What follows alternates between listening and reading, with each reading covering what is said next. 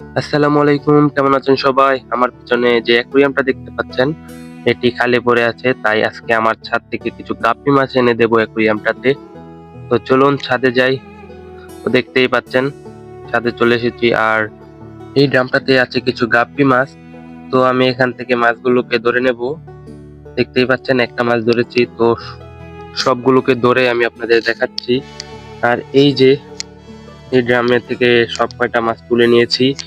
আর মূল বিষয়টা হচ্ছে এখন বৃষ্টির সিজন। আর এই সিজনে আউটডোরে মাছ রাখলে পানিতে ট্যাঙ্ক বা চারি যেটাই বলেন পানিতে ভরে যাবে। আর ভরে গেলে অবশ্যই মাছ পড়ে যাবে। তাই মাছগুলোকে নিতে হবে আমার শেডের নিচে। তো আমি ধীরে ধীরে সব কয়টা মাছকে শেডের নিচে নিয়ে যাব। তো দেখতেই পাচ্ছেন মাছগুলোকে অ্যাকুরিয়ামে এখন ছেড়ে দেব। তো যাই হোক, মূলত মাছের সৌন্দর্যটা অ্যাকুরিয়ামে মানে ভালো দেখায়। আর এই ছিল, সবাই ভালো থাকবেন।